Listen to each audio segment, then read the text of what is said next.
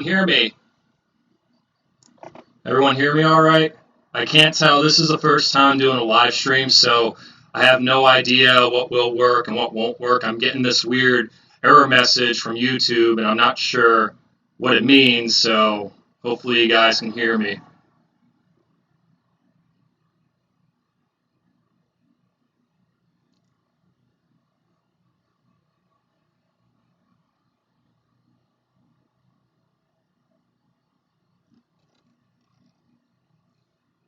Sweet, awesome. Now, I think there is probably a delay, so if you type something, I probably won't see it, or if I respond to it, you won't hear it for about 10 seconds, so that should make the live stream pretty interesting to say the least. Yeah, thank you everyone for joining me tonight. No, just me saying that I almost sound like a TV anchor. Thanks for joining us tonight. I'm Antenna Man. Huge echo. Okay, let me go see if there's something I can do about that. I have. Oh, I see. Thanks for mentioning the echo. It should be gone right about now. Is the echo gone? Robbie probably knows about OBS Studio. Perfect. Perfect. So it looks like I got this going all right. Again, I'm going to apologize ahead of time just in case there are any weird glitches or if it buffers. Thankfully, you guys can see and hear me right now, so I guess that's a good thing. I'm just going to wait a few more minutes to get people on the stream. I said I was going to start it at 7, but I figured to start early just in case there were some glitches as the echo was brought up. Turns out I had one of the volumes up on one of the other inputs. So we got a lot of people from a lot of different areas here. I see Long Island, I see Ohio, I see Illinois, Robbie's from Canada. So we got a good variety of people here, and you guys probably have much better reception than what I dealt with in the Poconos. Cable was actually invented in the Pocono Mountains because of how bad the reception was. Back when TVs first came out, it used to be that you got the TV set the same way radios are, and then whatever you got with the antenna is what you got. And pretty much in the Poconos, they're like, wait a second, we don't get anything because we have so many mountains. The guy put a giant antenna on top of a mountain. He sold TV sets and pretty much offered, said, if you buy a TV set, I'll run a cord to your house and you'll get cable. So that's where it came from. So we got some from Virginia, Arkansas, northern New Jersey. Again, I really appreciate you guys not only joining me tonight, but following the channel. I never imagined when I first started this about a year and a half ago that it would take off to what it was today, because I genuinely believe that television should be free. I don't think you should be paying for it unless you don't see ads like the way Netflix and some premium services work. You shouldn't be paying for TV if you're seeing advertisements. So, yeah, just going to wait a few more minutes until get more people on the stream. As I said, I'd officially start at 7. Nashville. Plan on visiting Tennessee at some point. Never been out of the Northeast with the exception of when I was flown to Las Vegas, courtesy of One Media for the ATSC 3.0 Tech at CES. So I quickly can see Michael's question about being 10 miles from a broadcast tower. Do you need a booster? Typically, if you're close to a tower, and even if you are further from a tower, preamps and boosters only make up for signal loss in long coaxial cables. And if you're using a decent coaxial cable, you don't need a preamp. A lot of times I set up antennas, 60 miles from the broadcast tower.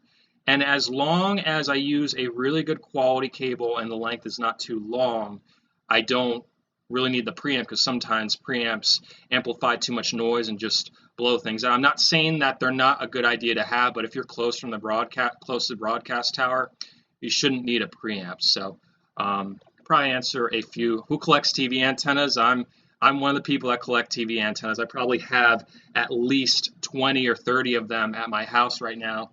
So I buy them for the YouTube channel to review, and most of them aren't the best. You see all the junk models that I review. And I don't know what to do with them because I have them, and I'm like, well, if I sell them on eBay, I'm passing like crap onto someone else. and I think my subscribers don't deserve crap. I'm not going to give away crap. So I have all of these antennas in my house, and it's really funny that they're just kind of collecting. I have like 4 or 5 omnidirectional antennas, probably 10 flat indoor antennas. The outdoor ones I can usually utilize when I install them in either Wilkes-Barre, Harrisburg, or Philadelphia, but the cheap indoors and omnis I can't really do too much for. So, all right, so it looks like James brought up the picture.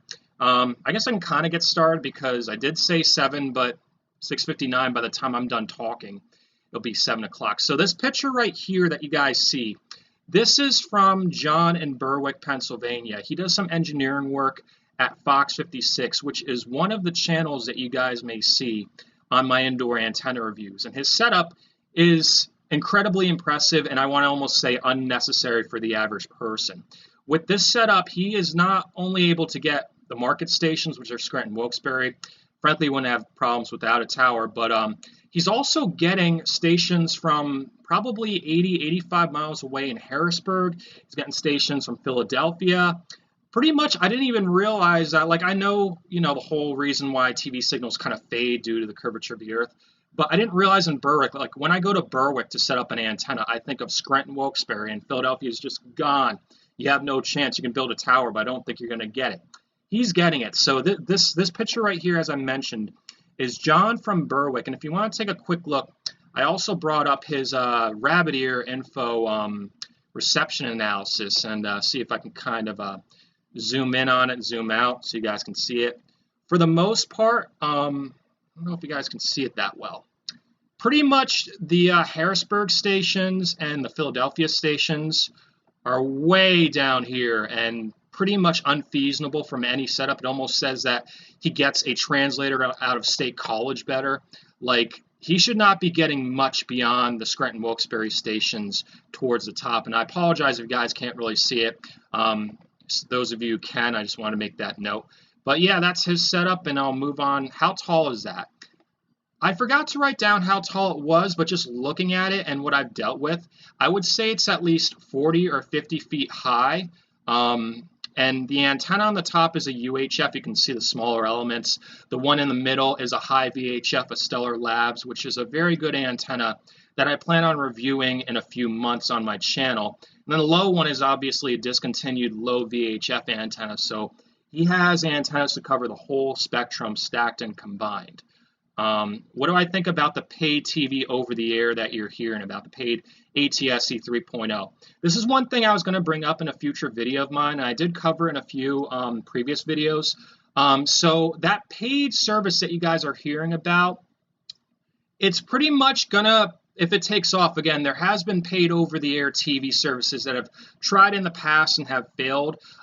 This works differently, and the whole standard is different. If it takes off, essentially, it's not like your local TV stations are going to start charging for over-the-air TV. They literally can't do that. The FCC requires them to have their main .1 channel open to the public, and they get a lot of revenue from the sub-channels. But the paid TV service that you guys are hearing about over the air is something that is launching over the summer, and in order for it to operate, it needs essentially 2 what I call host stations, and the host stations aren't going to be destroyed. So for example, let's say they would use NBC, ABC in a random market. The efficiency of ATSC 3.0 is just insanely amazing. The current standard, you can have like 1 or 2 HD channels and a few sub-channels. I saw 9 HD channels and 1 4K channel on a single frequency with this. So just as a heads up, the way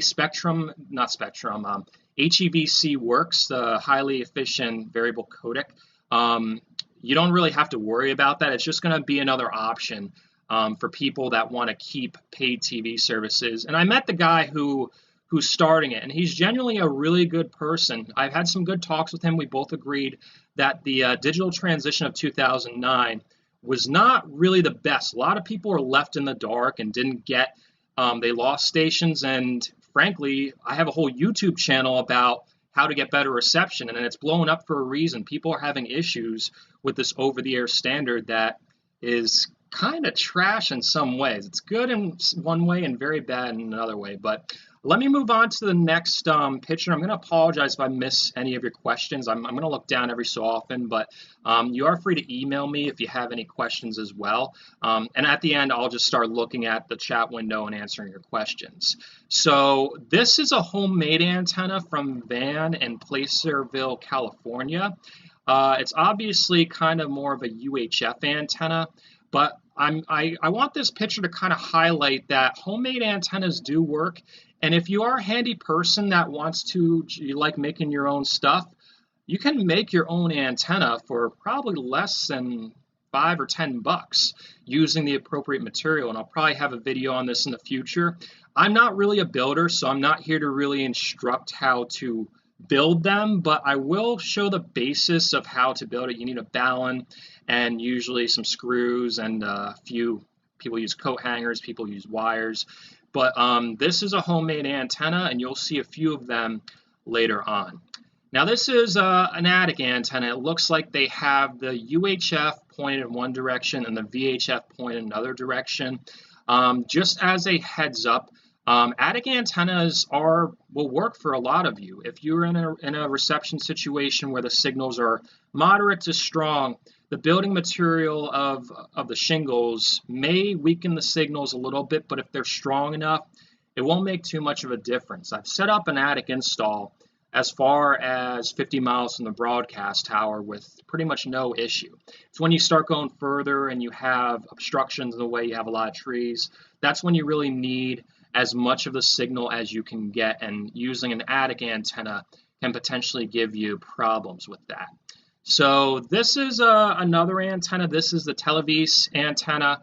It's one of their models. I think they have a few of them. What I've noticed about Servus is they kind of sell themselves, as many antenna companies do, as this really good, the best antenna out there. But anyone who knows antennas, you know, my fellow antenna enthusiasts, will look at it and say, yeah, it's okay. It looks like it's mostly UHF, and it may have some reflectors that'll help with the VHF. But at the end of the day, I would consider this more of a small to medium-sized directional antenna. But their selling point is the built-in preamp and LTE filter. So frankly, I'm not here to crap on Servus. I think they make okay antennas. I think they could make a higher end line of them, but they're a lot better than those Chinese companies. I mean, that's a whole story in itself that I could go on a rant for 5 hours about. How long will it be? So I'm looking at one other question. How long will it be until you see ATSC 3.0 DVRs? So it's probably going to be, first of all, let me go make this clear. We are in kind of the experimental startup phase of ATSC 3.0 Next Gen TV. It's kind of like it's 1995 and there's this new digital standard for those of you that were alive back then.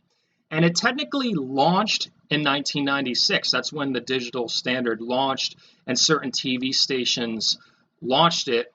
And it took a while to take off. I mean, some TV stations didn't put up a digital signal until like 2005, which is about 10 years. And then the government didn't make them shut off their old signal until, 2009. So I would say in general, what I'm seeing, and this will be covered in a future video of mine, my predictions of ATSC 3.0. But what I'm seeing is some stations will probably launch by the end of the year. And then it's really up to the manufacturers to kind of see if it takes off. If it's not really taken off to the general public, the only people interested in ATSC 3.0 tuners are Antenna Man subscribers, which will probably be over 75,000. They may or may not, because they're looking at numbers. They're going to look at the numbers and say, how many people are interested in this new standard? How much does it cost, and is it worth putting into our new TV sets? They did put it in. They did announce, a few manufacturers announced they would put them in more higher end models towards the end of this year. But again, it's a voluntary launch, so it's going to be pretty interesting to see. And with the current epidemic that's going on, that's probably delayed it a little bit. So anyway, moving on to the next picture, and my email is theantennamanpa@gmail.com. So think of my website, and if you don't know, just go to my website, antennamanpa.com. You'll find the email on there. So this antenna here is what I consider a basic small directional antenna. It's either a Weingart or an RCA. Both of the antenna companies kind of have the same antennas. But it's an antenna that I would say works best if you live within 30, 40 miles of the broadcast tower. And I see a lot of people opt for this type of antenna because they see it as small, they see it as not as large, and they're like, okay, I don't want this big antenna on my roof. Let me go get this small antenna. And even though I'm 70 miles from the broadcast tower, let me go mount this small antenna on my house and see what it gets. Why am I having reception problems? I don't understand. I got a 150-mile antenna. It's a small directional antenna, and granted, it does a good job in a suburban setting. It's not really the best antenna that you can get, and there really isn't the best antenna. I know I'm going to get these comments that say, what is the best antenna out there? It really depends on the situation, and I like this comment, Robert, that you're asking about when will we start to see antennas optimized for the repack frequencies. This is something I've been thinking about because a lot of the antennas I'm seeing on the market essentially are still optimized for the old channel 14 through 69 UHF, and then usually low VHF and high VHF. Yet most markets don't even have low VHF. It's really hard to tell because I think a lot of antenna companies are not in the business of making the best product. I think they're in the business of really marketing and selling what they say is the best antenna, and that's really why I created my YouTube channel, to help people understand antennas and make a good decision on what antenna would work best. And if they don't know, they're free to contact me because it really does vary. But in terms of what you're asking, I'm not going to lie. I've considered consulting with some engineers and saying, listen, you guys really got to do something about your antennas and make them more optimized for the repack. And if you make them more optimized for the repack, I'll brand them and sell them for you. But until then, I think they're kind of, I don't want to talk bad about any antenna company out there, but I just don't understand why no one has really approached this yet besides the DB8E from Antennas Direct, and that's only UHF. So let me go to the next antenna. This is another homemade antenna. It's pretty well done. It looks very similar, and it might even be Danny Hodges' design. Technically not his design, but he's a guy on YouTube that builds his own antennas and he sells them on eBay. Again, this is more of a UHF antenna. If you use this antenna, you'll have to either combine it with a VHF antenna or attach sort of a longer dipole element at the top for receptions of RF channels 7 through 13. If you have low VHF, forget about it. Best luck with that. You may have to ask me for help. So let me go see next antenna. So the funny thing about this antenna is it looks similar to some of the other antennas I just showed. The significance of this antenna is it's in a homeowners association. The guy who put it up is right next to the president of the HOA. I want to make it very clear, if you live in a homeowners association or an HOA, they legally cannot restrict your right to mount an outdoor antenna. There is a federal law that prohibits the restrictions on outdoor antennas. And they'll all say, oh no, what we say goes. If you show them the FCC over-the-air reception device rule, they'll kind of back off. That's what I've heard from many people. They said they approached their HOA and said, hey, look, this is a law. You can't restrict my right to mount an outdoor antenna. And you can really mount to any size. I did make a mistake in the video that I thought the maximum size of mounting an outdoor antenna was 1 meter. That applied to satellite dishes. So people that follow Robbie and want a giant, satellite dish, you may not be able to get away with that because that's more of a hobby thing. But if you are looking for an over-the-air antenna and you live in an HOA, you can technically get a giant channel master. And they'll probably, huff and puff for a bit, but if you show them the law, they should just hop off your butt, to say the least. So here is a very big antenna. It looks like one of them might be a ham antenna. And at the very top is a UHF antenna and then a VHF. In fact, they're so small you can barely see them compared to the size of the ham antennas.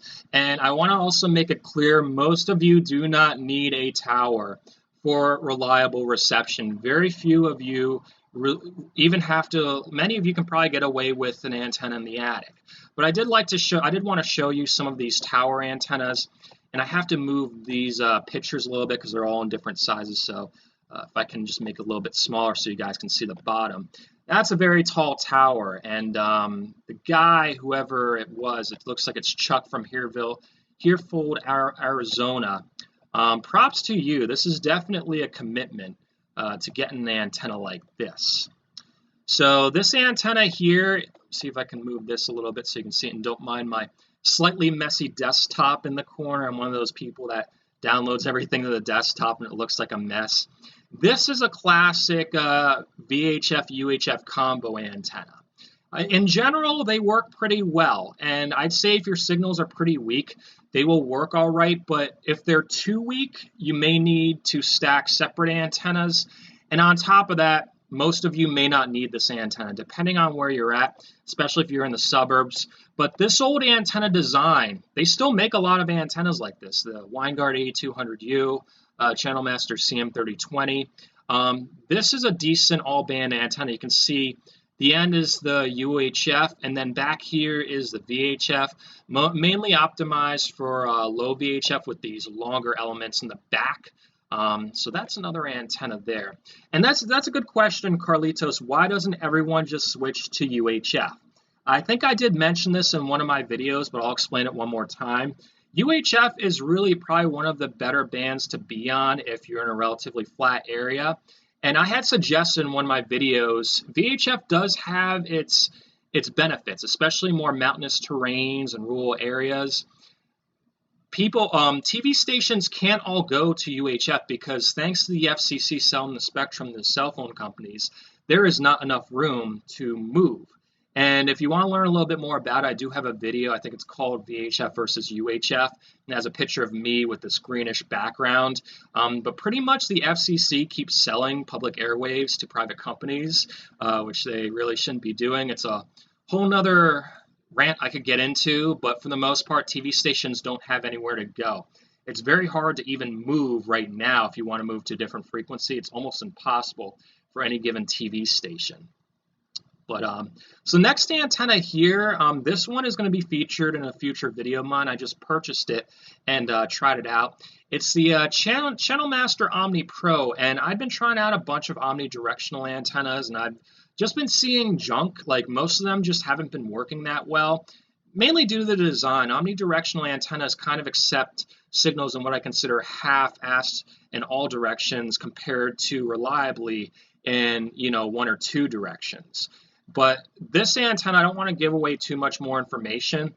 It definitely works a bit better. Of course, I'm going to do some testing. I just kind of had it in my room to test out. You will see this in a future video of mine. I'd say within the next few weeks to a month, you will see the Channel Master Omni Pro. So this antenna, those of you that are big into over-the-air, probably recognize this model. This is posted from Ed, and it's the Channel Master 4251. This antenna has been discontinued for, I think, about 10 years. And I commonly see people in threads looking for it, online forums saying, I have this antenna, I want to sell it. It was probably, at the time, one of the best UHF antennas you can get. And anyone who was looking for the highest gain on UHF went for this antenna, and then it just kind of disappeared. And now you will see it pop up every so often. What I've been told from a few other installers and over-the-air enthusiasts is, although it was the best UHF antenna at the time, it was more optimized for UHF channels 14 through 81 or 83. I don't even remember. I think it did go up to 83. And now that the TV frequencies kind of moved to the lower end of the UHF spectrum, it's good, but it's no longer optimized for those frequencies. And I'm still doing some research myself. I know some of you are probably going to keep asking me, what is the best antenna out there? And it has to do with, how strong or weak the stations are. Are you getting them in multiple directions? Are they on high VHF? Are they on low VHF? Are they on UHF? So many variables that I could talk about, which is why I offer the custom antenna recommendations on my website, because the average person, even if I guide the average person on how to do it, they're still not going to see the over-the-air signals the way I've seen them setting up antennas in 3 markets, all with low VHF, high VHF, and UHF frequencies. I can almost kind of put myself in the situation when I see a report and I can see what the signals are. I'm like, okay, I'm going out to install this antenna. This is where the frequencies are. This is how strong they are. What antennas would I bring? How would I set it up? So that's kind of what I'm getting into, my custom antenna recommendations. I'm not going to toot my horn too much, but I did want to bring that up. So this antenna, I just threw this in here kind of as a funny joke. It's a little Christmas-themed antenna. And thankfully, they used some rope to hang those ornaments on, because if they used metal wiring, that would probably mess with their reception. It might already mess a little bit with their reception, depending on if those are aluminum ornaments and if they start moving in the wind. But hey, maybe if antennas make a comeback, if I can just keep pushing people to antennas, which I really believe is the best way to get over-the-air TV in general, maybe people will start to decorate their antennas for Christmas. We'll start seeing, holiday lights on the houses, and then it wrapped around the antennas. I can dream, right? So, Denny Stacker, I just saw that question about it. So Denny Stacker is a pretty decent antenna. It's a stacked antenna with one antenna made for UHF and one for VHF. I'm going to turn on this light and see if it makes the video a little better. What I've noticed about a stacker is I haven't purchased it yet because I service an area with low VHF, and every antenna I purchase that doesn't have low VHF is essentially not so much a waste, but it's hard to utilize. And what I've seen about his antenna is it looks pretty decent, and hopefully I can review it at some point. I might contact him to send me one if I can, give an honest review. And you guys will notice I give an honest review. If I think an antenna is junk, I'll say it's junk, and numbers really don't lie. There's not really any way for me to upsell an antenna because I use, TV stations and their signal strengths and everything like that. But this antenna here, it looks like a combined setup. So there's 2 Clearstream 4Vs on there and then a Stellar Labs VHF antenna. Pretty much now, if he were to go with that setup, this is James from Lancaster, which is an area I service. I service regions of Scranton, Wilkes-Barre, Harrisburg, Lancaster, and Philadelphia, and I live in the Lehigh Valley. But it looks like with this antenna, he's getting some UHF signals from probably Harrisburg, and then the other direction is probably towards Philadelphia or Baltimore. And then the Stellar Labs VHF antenna is probably what he needs for WHTM ABC 27, which is on VHF. I can tell you if you're going for an antenna, you're probably going to have problems with VHF TV stations just because of how noisy they are, and a lot of antennas really don't have the best VHF elements on there. But hey, it's a decent setup. I would mount it a little bit further from the chimney, but that's just me. So this antenna here is a zooming in. Originally, I thought it was a Channel Master CM4228 HD. This looks like, I'm not 100% sure of this model. I've seen it before. I think it might be made by Antennas Direct, but this is a UHF antenna. You can clearly see because it has smaller elements on it. So go to the next antenna. Why won't you let me go to the next antenna? Did it freeze on me? I had a bunch of antennas selected and it just stopped on me. I love it when the little picture thing does this. So let me just go open them again and see if I can redo it. So give me a second, folks. A small technical difficulty. Okay, there we go. We're on. I'm going to glance down.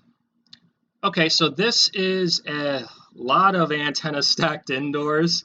Hopefully this guy doesn't have a wife that really likes to make her house look very nice and neat, because this wouldn't be ideal for a lot of setups I do. I have enough problems trying to get people to understand you got to mount the antenna outside if you have weak signals. They're like, oh, I don't want that antenna on my roof. Well, then you don't want free TV. This antenna, I see the Mediasonic Homeworks towards the upper right here. Unfortunately, that antenna has been sold out due to recent events, which I can't talk about because YouTube will say, nope, you can't talk about that. We're going to give you a strike. So refrain from talking about what's going on. Um, the antenna next to it looks like a wine guard, VHF UHF combo, and then it looks like a Clearstream 2V point outside. This is another homemade antenna. You guys can probably recognize the pattern with the UHF, the whiskers and smaller elements. It's a homemade. This is another homemade model as well. Some of you are probably going to say this looks a little shabby. It's not going to last long. Well, frankly, if he's in a decent area that doesn't have a lot of wind resist, a lot of wind, severe weather, if your antenna is kind of crappy and it gets the signals, that's really all that matters. It's just if you have reception problems and bad weather, that's when you kind of have to look to upgrade. And the difference with his homemade antenna is I'm starting to see there's VHF elements towards the top, and that will help with the high VHF. Again, the low VHF, you need a really long element, probably between 6 to 8 feet, depending on if it's on the lower end or the higher end of the low VHF. This antenna here, this is the classic solution. If you have someone in the house that says, I don't want that antenna on my roof, you're not putting that antenna in sight. No one is going to see this antenna. Looks like it's mounted underneath a porch or a deck. And granted, if the signals are strong enough, that can work. But I have to keep saying, you are going to get the best reception with an outdoor antenna mounted towards the roof of your house. Let's say if you are living, further than 30, 40 miles, you may have issues using the antenna that's just mounted at ground level. This antenna here, my arch nemesis. I just want to see your comments before I talk about this antenna.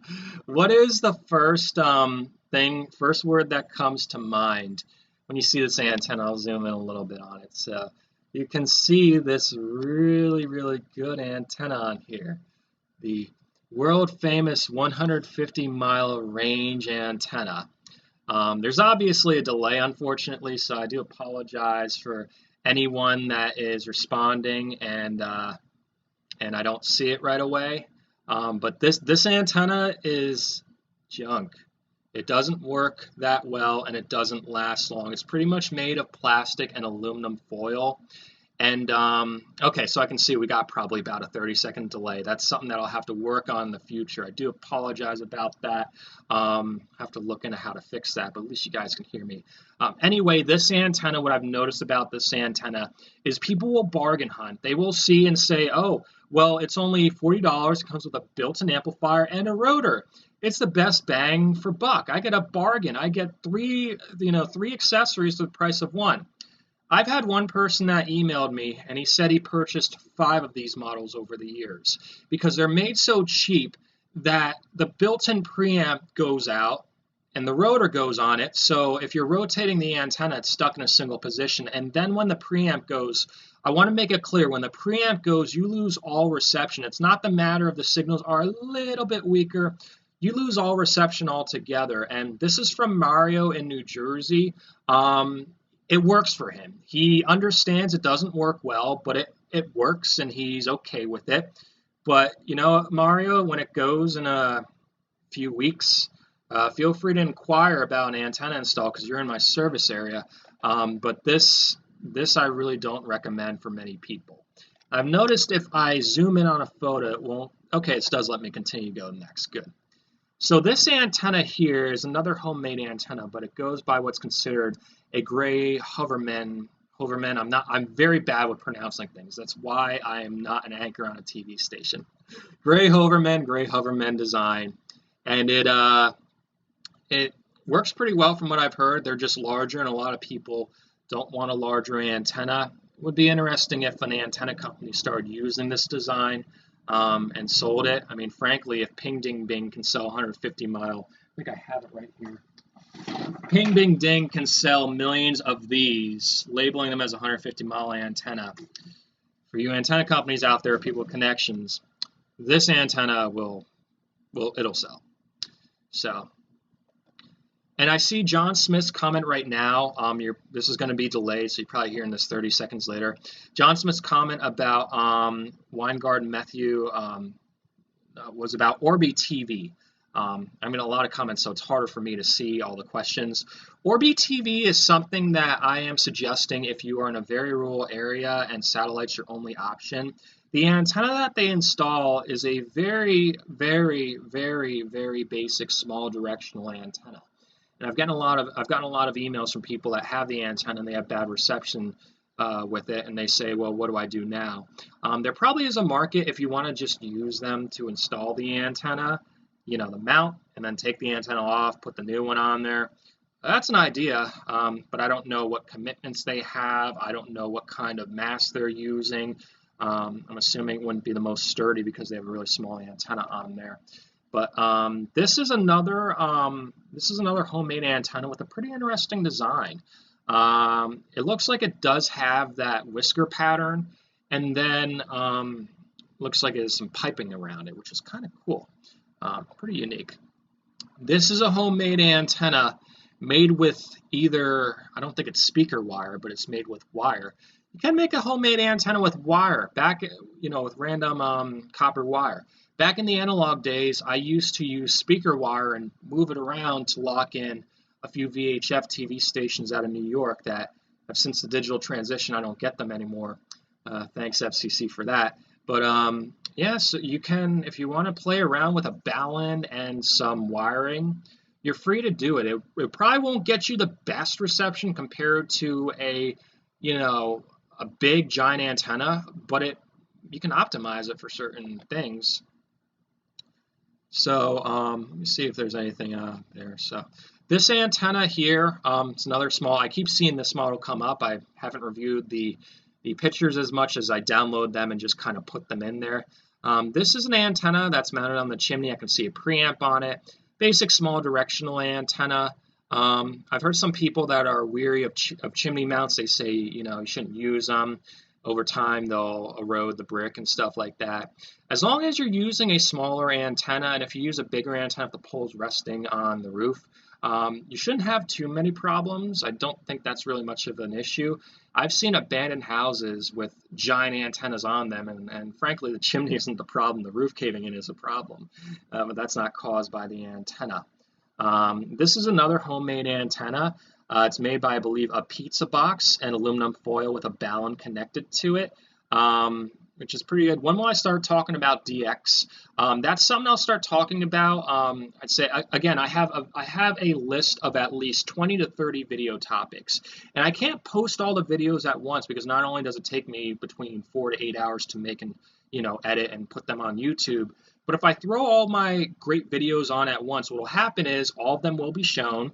75,000 people will see them, but if there comes a time where 75,000 turns to 150,000 and 250,000, possibly 1 million subscribers down the road, they won't see those videos. I get comments every day from people saying, what do I do in this situation? You should make a video on this topic.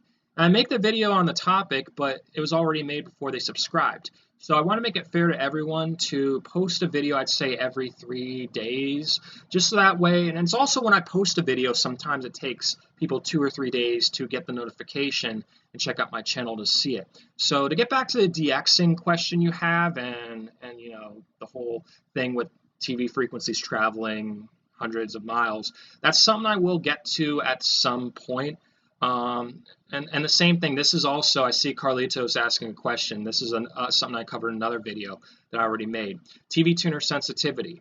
Certain TV tuners do better at decoding weaker stations than other tuners. I've noticed Samsung, LG, Vizio, newer models work better than older models. So again, a lot of questions that I get are genuinely already covered in a video that I already made. So after this live stream, or just when you get the time, make sure you check out my channel and just kind of take a look at some of the videos that I made, because again, every single day it's like, make this video. Why didn't you, what's this, what do I do in this situation? Now, the videos are there. Just check out my other videos, you'll find them. But anyway, enough ranting about checking out my other videos. This is another antenna here. It is a, see if I can zoom in on it. This is the Channel Master CM4228HD. It's a very good UHF antenna. I'm going to start experimenting with UHF only and VHF only antennas coming up as more funds and contributions come into the channels. into my channel, because if I buy these antennas again, a lot of times I can't utilize them. This I can probably end up selling because the average person would benefit from it. But works very well for UHF. There's a lot of UHF only antennas on the market, and this is one of them. So let me see, you're gonna let me go to the next picture? There it is. So this is gonna, oh yeah, tour of a transmitter station, someone just said. This is also on my list of topics. I'll be visiting upon approval. I'm either gonna ask, and they'll probably immediately say yes. Why would a TV station say no to a video tour going out to 75,000 people? I'm either going to tour WFMZ, which is a station I used to intern at as a college student back in 2013. It's a very good locally owned independent station, but then I'm also considering WNEP, which is owned by a larger media corporation, but the people who run it at the local level really care about their viewers, and they've done a lot to improve over-the-air reception for people in more remote areas. Any of you that are in the Scranton-Wilkes-Barre market may have a repeater station of WNEP. And, you know, ABC, the NBC and CBS affiliate owned by Nexstar. I'm going to stop myself before I get to a rant, but essentially Nexstar Broadcasting Group, Nexstar Broadcasting, they took away all the over-the-air repeaters in the area. They essentially went to a VHF signal. The corporate essentially did everything they could to limit people's access to the station if you use an antenna, and almost make it so if you can't get their signal, you have to stay on cable or satellite TV. So shame on Nexstar for that. That's something I'll rant about in a future video of mine. But if you're in the Scranton-Wilkes-Barre market, that's just a heads up that a lot of you are having issues with 22 and 28. But this antenna here is in a living room. And first, many of you are probably going to look and say, what does his living room look like with these 3 or 4 antennas stacked on a pole just in the living room? But before you think that, it's behind the TV. So you don't even see this. I mean, I think he might have taken it out to show me. I don't see how the ceiling is that low, but it's so kind of cool that it's like, do you have that inside? Oh, wait, no, it's behind your TV set. So this antenna here is what everyone goes to when they first go to antennas. And this is another video that I plan on making, why HD antennas are not real. Essentially, these, a lot of them are from China. These antenna companies, if you want to call them that, they have managed to convince the public that there is a thing as an HD digital antenna. So when someone is tired of paying for cable or satellite, the first thing they do is say, I need an HD antenna. Let me type in HD antenna on Amazon. And they see antennas like this. And so they buy them, and then they're like, oh, I'm not getting good signals. And then they harass the TV station saying that they're lowering the power and that kind of thing. Indoor flat antennas do not ever work well. I mean, if you're close to the broadcast tower, you may be okay. I've noticed the Mohu leafs are better than the generic Chinese antennas. But in general, it's just so much against you. No VHF elements, very thin foil, pretty much everything's bad about it. So before I get even more angry about that antenna, I'll take it away. So this antenna here is another homemade antenna. Very interesting design. I would assume whoever made it is a plumber, or should be a plumber. It's got some piping there and a reflector and the UHF kind of whiskers, and pretty decent. So this actually concludes the picture portion of my live stream. I can start doing some questions now. I'm going to get 20 questions at once.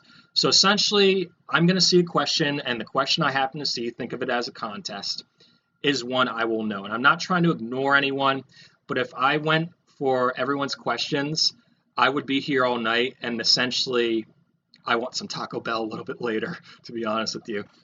Shows my standards of fast foods. But if you want to ask me any questions about myself, about antennas in general, again, please don't ask what the best antenna is, what antenna I'd recommend for your area.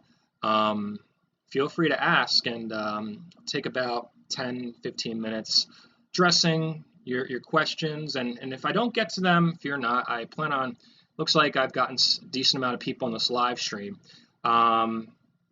I will probably have another live stream coming up in the future.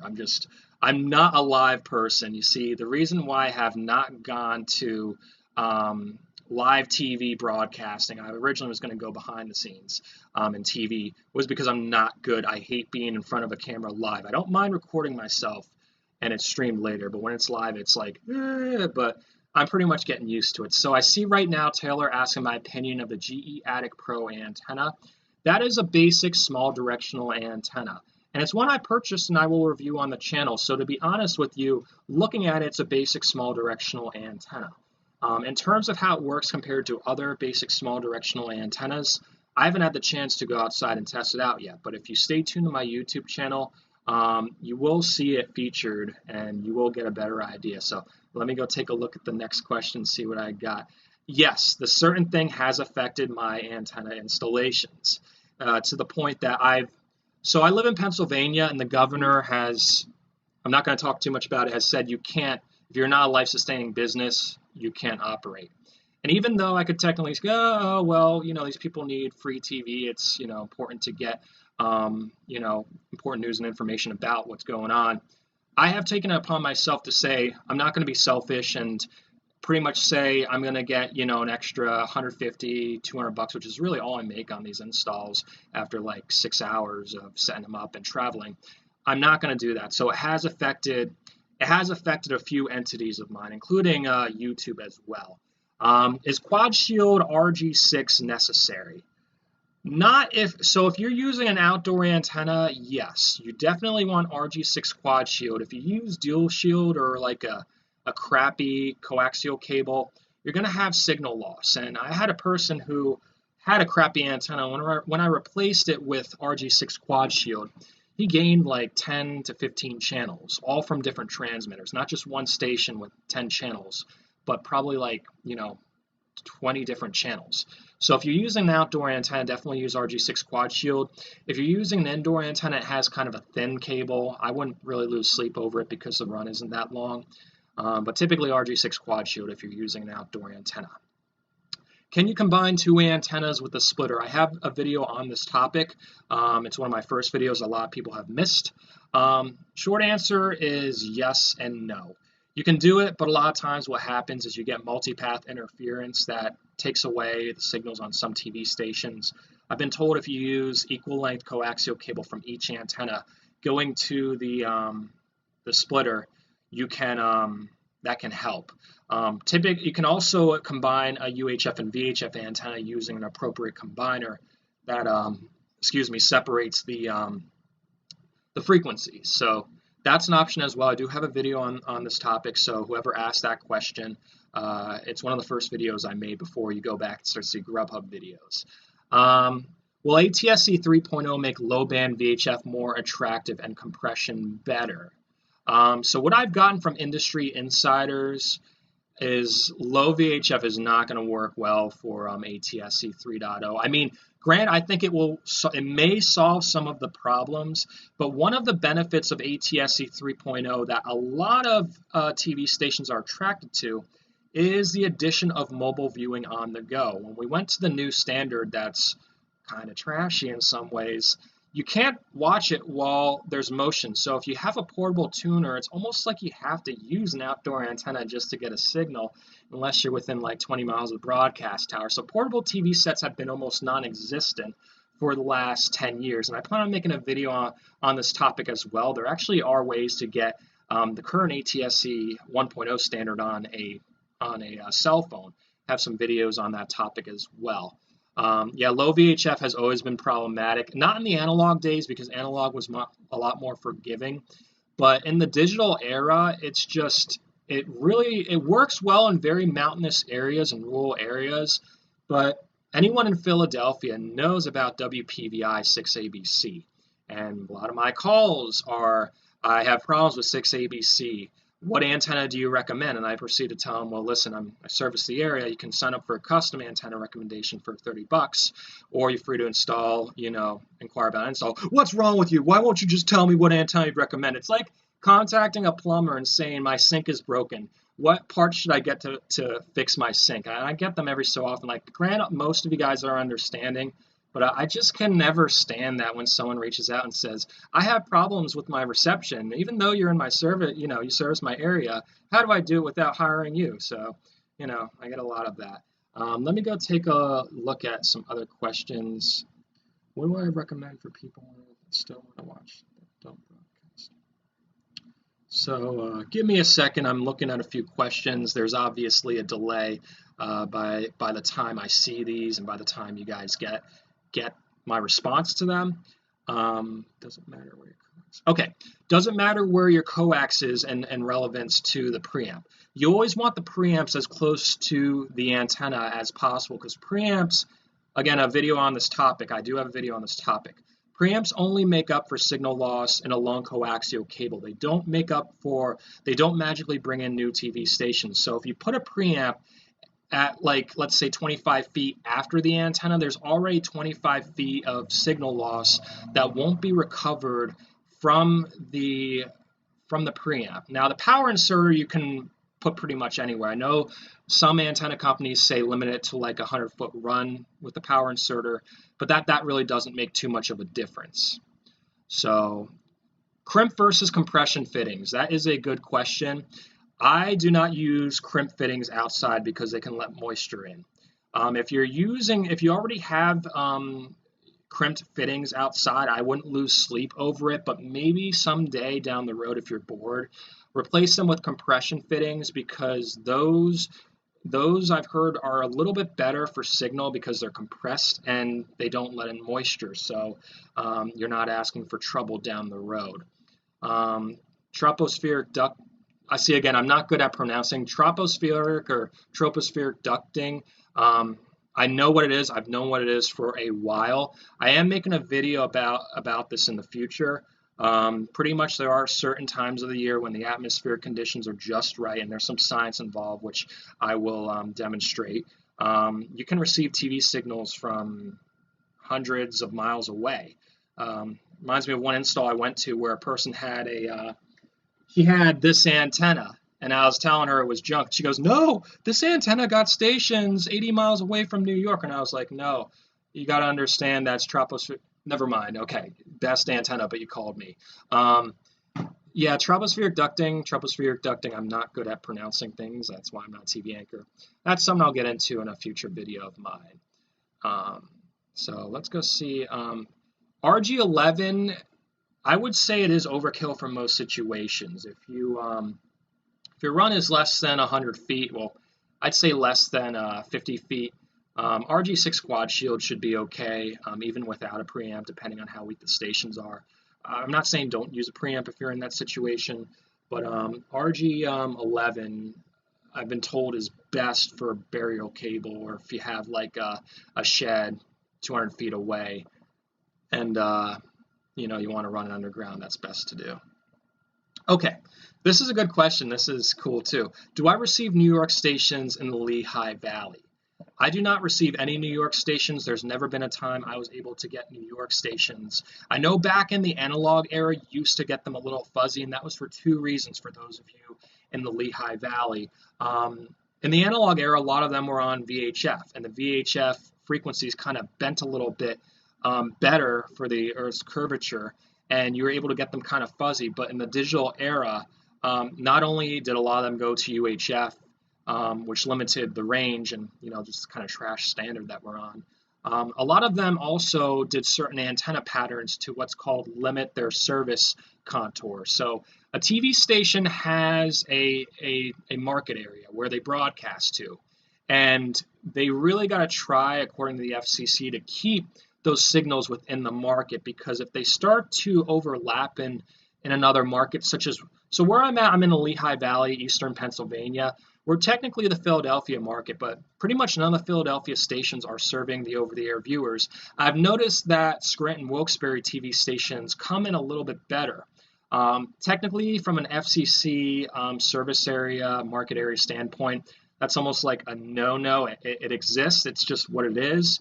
But in general, the FCC designates certain market areas, New York, Philadelphia, and they want strictly those signals within the markets. And granted, if someone can get a fringe signal, that's okay. that's one of the things that kind of worries me about ATSC 3.0. I'm hoping that there's no kind of like GPS thing that says you're in Philadelphia, you cannot get Scranton Wilkes-Barre stations, and I have to watch the local news out of Philadelphia that consists of shootings and stabbings, which I prefer not to watch. I like Candace Kelly and Josh Hodell on Eyewitness News for those of you in that market, and shout out to them for if they know who I am. So let's go see another question. What's the best indoor antenna that can get about 50-mile range? Let's see if give me a second. I've been talking for about 45 minutes, so I got to get a little water.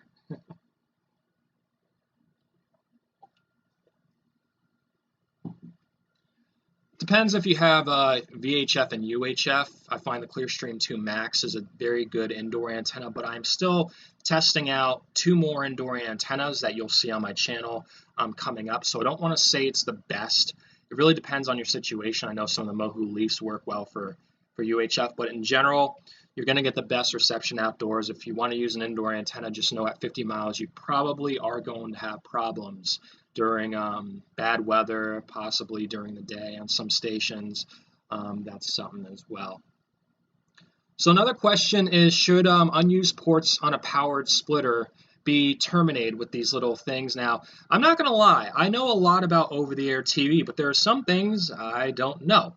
And what I've been told is that you should be using those terminals.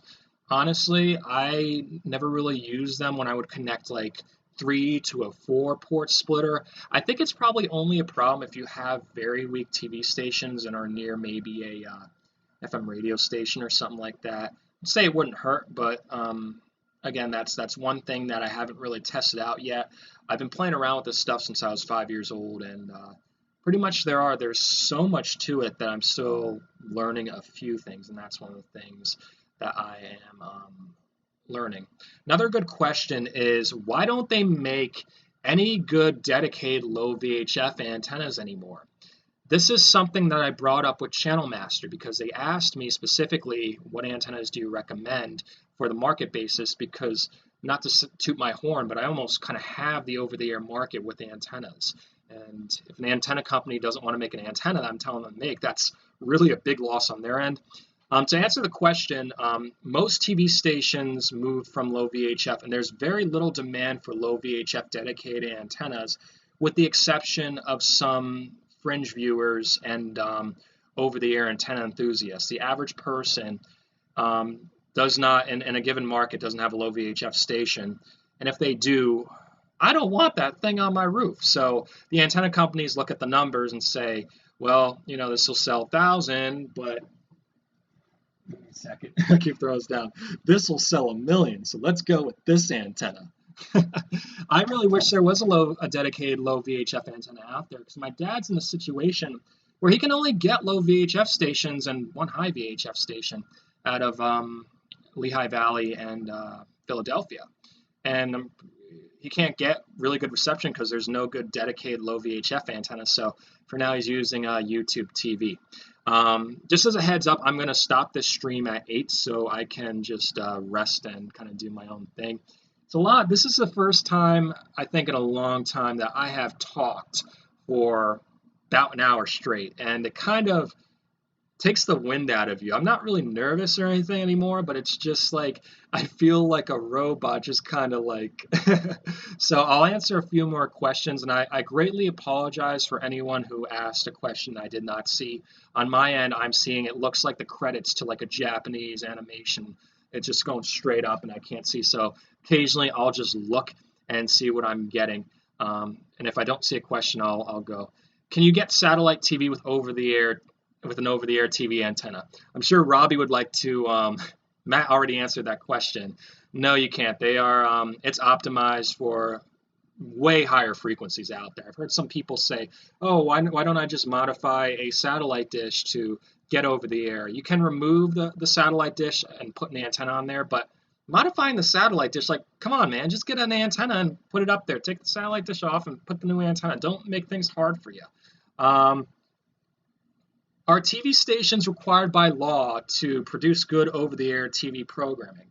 This is an FCC requirement for any TV station that has a license designed to serve the public. Take that with a grain of salt. The FCC requires a certain amount of programming per week dedicated to either children's television, children's programming, or local programming. Most of them just show a really badly produced local public affairs program. Investigative journalism, really good, shows cost money, and they'll get more money if they run a rerun of Judge Judy or Inside Edition. I'm not talking bad about Judge Judy or Inside Edition. I actually watch both of those shows, but it's cheap, and it just amazes me that TV stations have all this revenue coming in from retransmission fees now with cable and satellite, yet big media companies like Nexstar just completely cut corners and have one person. To give you an idea, I'll give a quick tidbit on this. If I were to work at a given TV station as a reporter, guess what? I would not be just a reporter. I would have to film, shoot, edit, produce, and do live social media, all within one job. So it's unbelievable that they have all this revenue coming in, yet they act like they have nothing at all.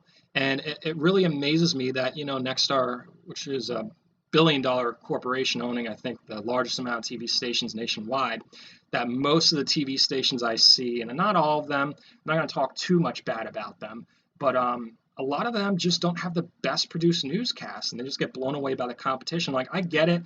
I understand that, you want to operate on the cheap, but it's like one of those things where it's like, do you realize your TV station is an investment? And although you can look at it numbers-wise, that doesn't always work. So, yeah, looking at some of the questions. And it's funny because by the time you guys see me say I'm looking at the questions, it's about a 30-second delay. And you'll start typing them, and then I don't see them until the time I'm answering the next question. I'll take one more. So let me go see the next question that I see. I will answer, and then I will put an end to the live stream so I could take a break. But this is something that's kind of fun, and I definitely will do in the future, probably with a better camera. Okay, this is a very good question. I love this question. My education, was it in mass communications? I have 2 degrees. I have a degree in radio, TV, and then also telecommunications, which telecommunications, I went to Penn State. You could do whatever you want with it. It was up to you what emphasis you wanted to do with telecommunications. And at the time when I was in college, to give you an idea, when I was in college, I used antennas, and I had a big antenna in my room that my roommates thought was crazy, but they also thought it was cool. We didn't have to pay for cable. I did an emphasis originally on local TV broadcasting. So originally I wanted to be a photojournalist, a videographer that shot the video that was aired when a reporter would do a story. But what I noticed is the big media companies, shout out to Nexstar, would buy out these small companies and essentially reduce to what was a separate videographer, a separate video editor, and a separate reporter to one position. So I told myself, I don't want to be on the air and I don't want to do all that work, so let me go try a different outlet. So at the time, I also took a lot of mass communication courses. I loved studying the media. I found it so fascinating. So I took a lot of media studies course. I took some hands-on video courses. And then I did some sports production because I thought, sports is recession-proof. I'll always have a job there. So I got into sports production, sports video production, and I noticed that, yes, I had a good job. Yes, the pay was good, but the hours were just too long. So after I graduated, to give you an idea, I did a little bit of antenna work, and then I also started a video production company. I film and photograph weddings and events. I focused more on that compared to the antenna stuff at the time, because if I were to set up an antenna, I'd make about $200. It's a little risky, but if I filmed a wedding, I would make $700. So I stayed doing that. But what I noticed is I thought about YouTube, and I started putting some stuff out on YouTube. Now that I have the audience, I've been doing a lot more of this antenna-related work. But to get back to the question that you asked, yes, I have studied the media since I was young. I would look up Wikipedia articles about TV stations, and what really started it was back in 2009 when I used an antenna. I lived in Stroudsburg, which again was in a very bad area. We had repeater stations from the Scranton Wilkes-Barre market. So that's all you could really pick up unless you had a giant antenna. Nexstar Broadcasting Group took them away in all the areas, and I was not able to get them. And I was like, wow, that's weird. What happened to my repeater stations? And then I noticed the local TV station, the CBS and NBC station owned by Nexstar, they got rid of the newscasts on CBS. I'm like, wait, a CBS station that doesn't have a newscast? How is this possible? So I Google search, Nexstar, read into them, and I see, what? These guys can own and operate a TV station?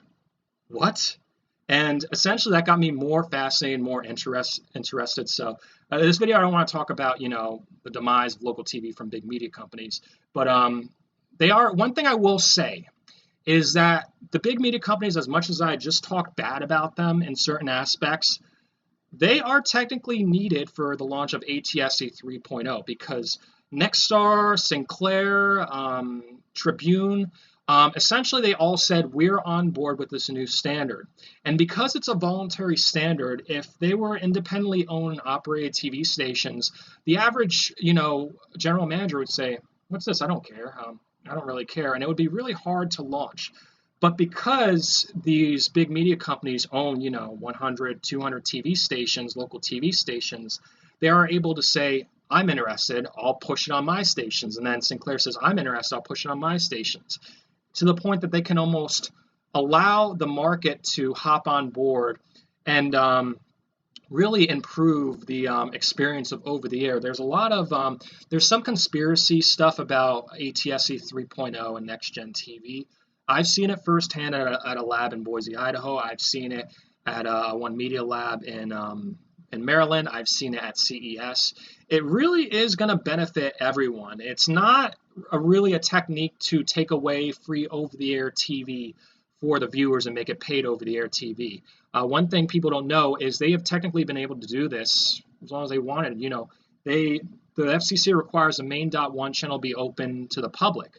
So why are subchannels here? Because subchannels provide a very good amount of revenue to TV stations, and paid over-the-air TV was a thing that was tried and failed many times. Now, there is some talk about a new paid over-the-air TV service that's launching, and I'm not going to get too much into it. I will address it in a future video of mine, but you really don't have to worry too much because of how efficient HEVC is and the amount of, possibilities now. It's almost like 5 to 10 times the amount of stations depending on what they do. And if they're going to reserve, maybe a few of them for paid over-the-air TV, like Disney probably will with ESPN, that's actually a benefit because then you're not stuck with these bundles that keep going up and up and up. That's really the paid, I can't think of the word right now, the a la carte option, a true a la carte option. And what I'm really trying to do with my channel is to get as many people with antennas as possible because it really is the way to go. I'm not going to talk too much about it, but it really boggles my mind that the majority of this country is paying for something that for most of them is available for free. It just boggles me. And the average person says, oh no, antennas are bad. Ugh. And they're paying $200 a month for these channels and maybe a few cable channels that they watch.